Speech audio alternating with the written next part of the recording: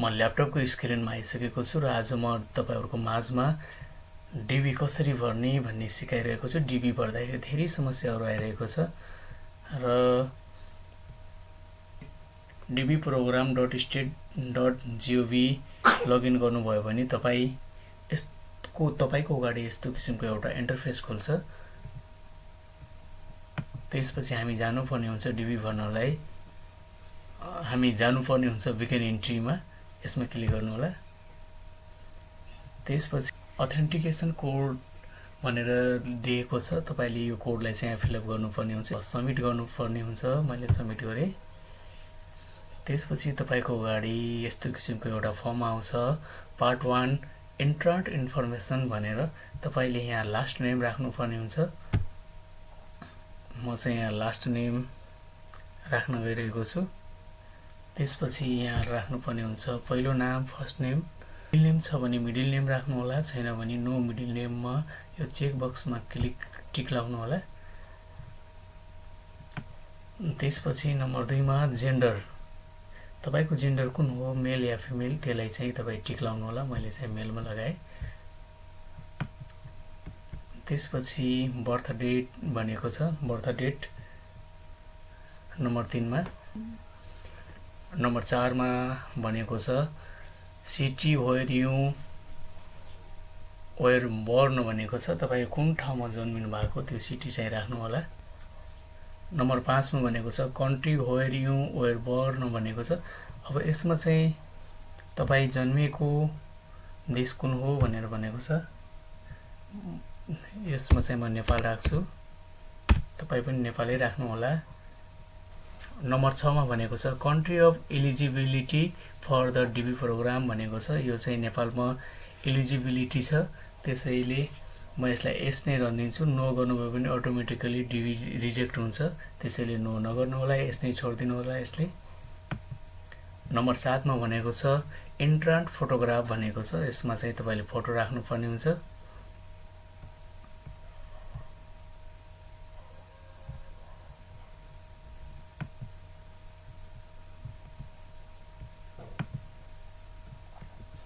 Number 8 मा mailing address भनेको छ।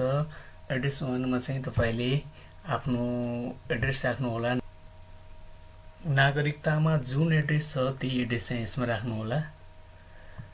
त्यसपछि तपाई सिटी राख्नु पर्ने हुन्छ। म नेपालगञ्ज राखे। सिटीमा चाहिँ डिस्ट्रिक्ट भनेको छ, डिस्ट्रिक्टमा चाहिँ बाँके, म त्यही बाँकेबाट हो, म त्यसैले बाँके राखे।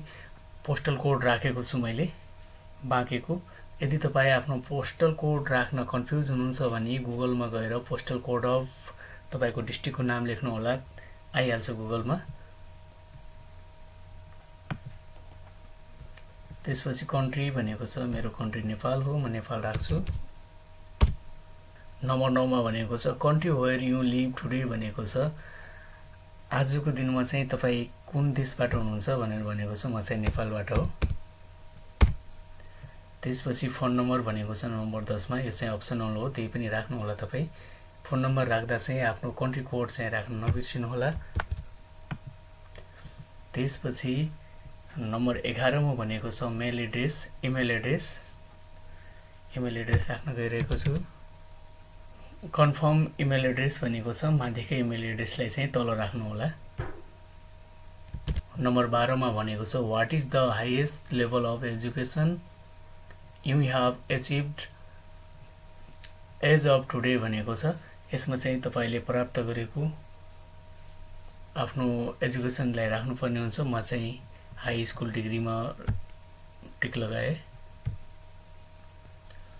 नम्बर 13 मा भनेको छ what is your current marital status भनेको छ। म चाहिँ यसमा सेकेन्ड नम्बर कम लगाए। Married and my spouse is not a USA citizen भनेर भनेको। नम्बर 14 मा नम्बर अफ चिल्ड्रेन भनेको छ। मैले चाहिँ यसमा 1 लेखे।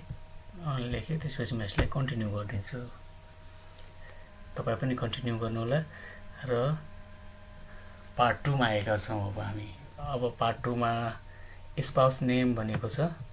आफ्नो वाइफको लास्ट नेम राख्नु होला चाहिँ। त्यसपछि यसमा चाहिँ फर्स्ट नेम राख्नु होला। त्यसपछि मिडल नेम छ भने मिडल नेम राख्दिनु होला, छैन भने नो मिडल नेममा टिक लगाइदिनु होला। त्यसपछि यसमा चाहिँ डेट अफ बर्थ राख्दिनु होला। त्यसपछि जेन्डर चाहिँ चुज गर्नु होला, मैले फिमेलमा लगाएँ। त्यसपछि भनेको छ city where spouse was born भनेको छ, यसमा चाहिँ कुन ठाउँमा जन्मिनु भएको हो त्यो चाहिँ लेखिदिनु होला। Country where spouse was born भनेको छ, यसमा चाहिँ नेपाल हुन्छ, नेपालगञ्ज राखेँ मैले यसमा चाहिँ। त्यसपछि country where spouse was born भनेको छ, यसमा चाहिँ नेपाल राखिदिनु होला। नेपालमा जन्मिनु भएको हो भने म चाहिँ नेपाल राखेँ।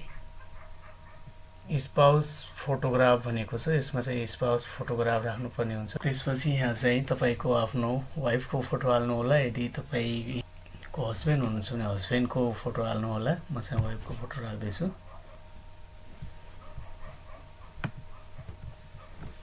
त्यसपछि चाइल्ड भनेको छ, चाइल्ड नेम यहाँ लास्ट नेम राख्नु होला। त्यसपछि यसमा चाहिँ फर्स्ट नेम राखिदिनु होला। मिडल नेम छैन भने मिडल नेमलाई चाहिँ नो मिडल नेममा चेक गरिदिनु होला, टिक लगाइदिनु होला। त्यसपछि डेट अफ बर्थ भनेको छ,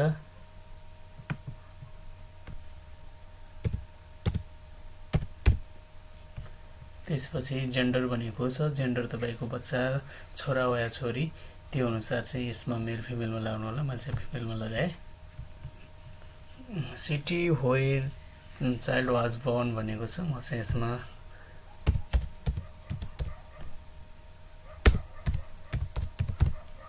नेपालगञ्ज राखेँ। तपाईँको बच्चा चाहिँ कुन ठाउँमा जन्मेको त्यो ठाउँ राख्नु होला। Country where child was born भनेको छ, म चाहिँ यसमा नेपाल राख्छु, नेपालमै जन्मेको हो।